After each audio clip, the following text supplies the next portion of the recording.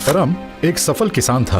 बड़े धूमधाम से उसकी शादी हुई सुंदरी बेला के साथ। खूबसूरत बीवी पाकर परम बहुत खुश था।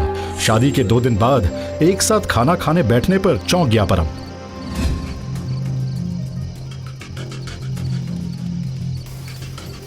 ये किस तरह से खा रही है? ऐसे खाएगी तो बेला कितना चावल खा पाएगी?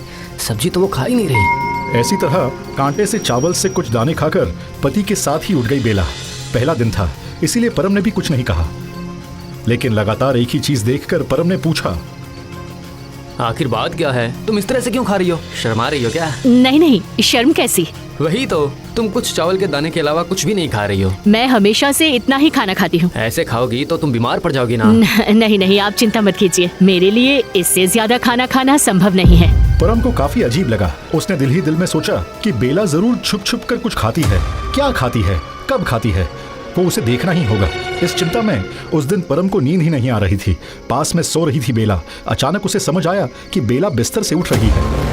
अरे, ये इतनी रात को कहाँ जा रही है? मुझे देखना ही होगा। परम ने देखा कि बहुत धीरे से बेला दरवाजा खोलकर निकल गई। परम ने उठकर काफी दूर तक बेला का पीछा किया।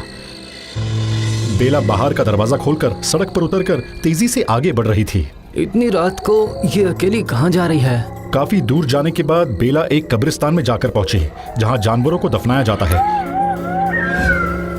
और उसके बाद जो देखा वो काफी खतरनाक था। उसने कब्रिस्तान खोदकर एक जानवर की लाश उठाकर खींच खींच कर खाना शुरू कर दिया।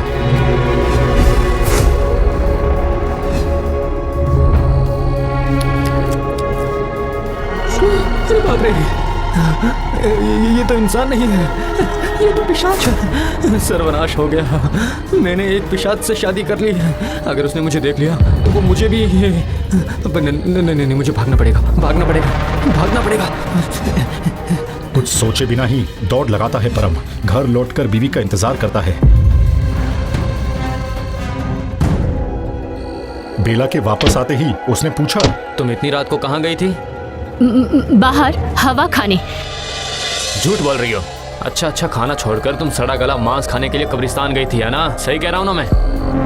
ये सुनते ही बेला की आंखों से आग निकल रही थी और वो गुस्से में कुर्रा उठी। मेरे पीछे आकर तूने सब कुछ देखा है, मैं समझ गई।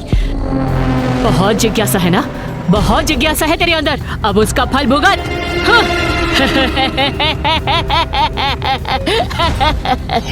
ये कहकर हाथों में थोड़ा पानी लेकर धीरे धीरे मंत्र पढ़ता देखकर वो दरवाजा खोलकर भागने जा रहा था। तभी वो मंत्रमुग्ध पानी आकर गिरा परम के पीठ पर और परम एक कुत्ता बनकर दौड़कर निकल गया घर से बाहर।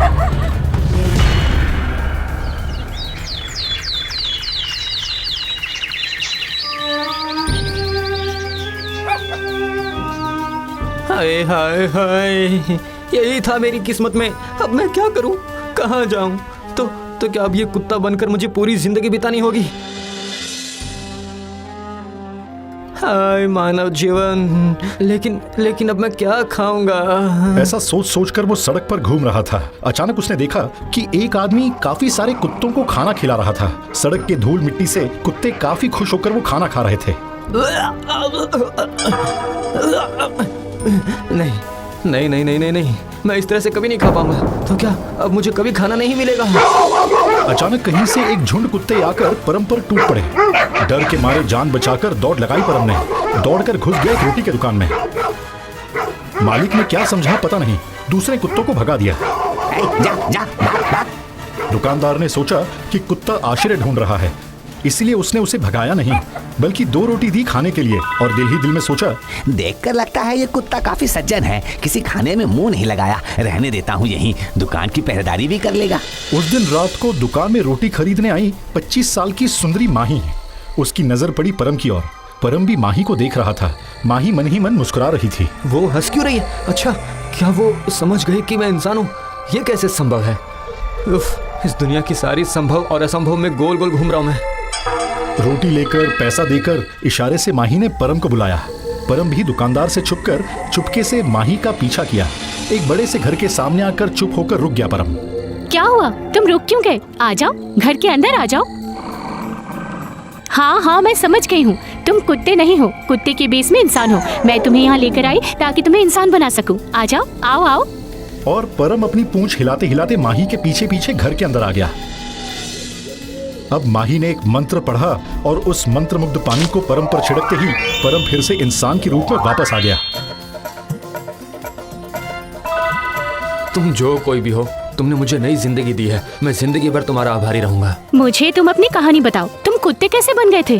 परम ने बेला के बारे में सब कुछ शुरू से अंत तक बता दिया। सुनकर माही ने कहा, बेला को मैं जानती हूँ, हम दोनों ही जादूगरनी हैं। बेला की क्षमता मुझसे बहुत कम है, इसीलिए मैं बेला से डरती हूँ। जादू विद्या के अलावा हम दोनों को ही प्रेत विद्या आती है। मैं सच्चाई से साधारण गृहस्थ जीवन यापन कर रही हूँ, लेकिन बेला प्रेतों से मिलना शुरू कर देती है और लाशों के भक्षण की आदत लग जाती है।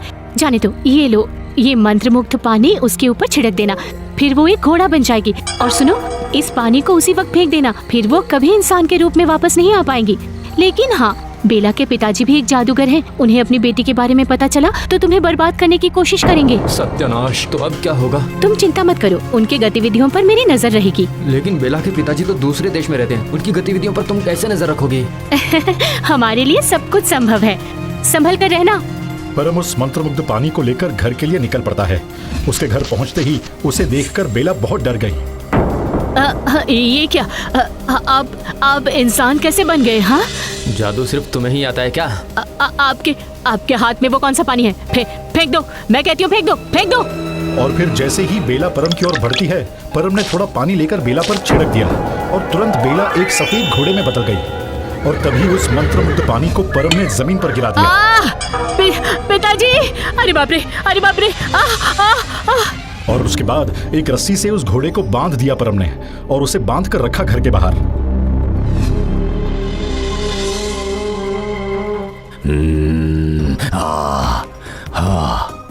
बेला, मेरी बेटी, मत रो, तू मत रो। किसी की इतनी हिम्मत की तुझे घोड़ा बना दिया। तो तू है, तुझे मैं खत्म कर दूंगा माही। लेकिन नहीं, उससे पहले मेरा दामाद परम। मत रो बेटा, मत रो, मैं आ रहा हूँ। तू चिंता मत कर बेला, मैं तुझे फिर से पहले के रूप में वापस लाऊंगा ही। उससे पहले तेरे पति को छिपकर खत्म करना पड़ेगा और उसके बाद माही की शक्ति नाश करनी होगी, वरना तू पूरी जिंदगी इसी रूप में रह जाएगी बेटा। तू मत रो बेटा, मैं आ रहा हूँ बेला, मैं आ रहा हूँ।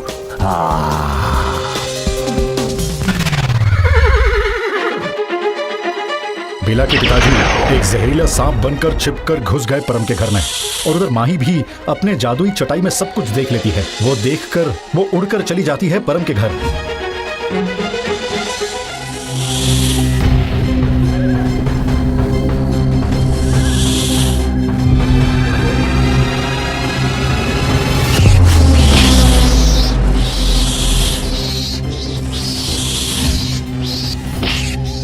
बेला की चीख से परम की नींद खुल जाती है। बिस्तर के पास नेवले को देखकर डर के मारे उठकर बैठ जाता है परम। अरे बाप रे! डरो मत, मैं माही हूँ। इस रूप में और इतनी रात को? ना आती तो बेला के पिताजी तुम्हें खत्म कर देते। मतलब? वो देखो। सांप? नहीं, ये तो बेला के पिताजी हैं। हाँ, जहरीले सांप बनकर तुम्हें डसने आए थे, इसीलिए मुझे नेवले का रूप धारण करना पड़ा उनकी हत्या करने के लिए। तुम्हारा ये उपकार मैं जिंदगी भर याद रखूंगा। तुम्हारा ये ऋण कैसे चुकाऊंगा मैं? वो तो तुम ही जानो। देखो, मैं एक किसान हूँ, साधारण आदमी हूँ, आखिर क्या दूं तुम्हें? अच्छा, सब कुछ भूलकर तुम मेरे साथ रहोगी क्या? क्या तुम मुझसे शादी करोगी? ऐसी एक साधारण जिंदगी ही चाहती थी मैं। तुमने मेरे दिल की बात ही कह दी परम। और फिर परम और माही बिताते हैं एक खूबसूरत और खुशहाल जिंदगी। एक खिलखिलाता बच्चा भी होता है उनका और उसका नाम रखते हैं आरव।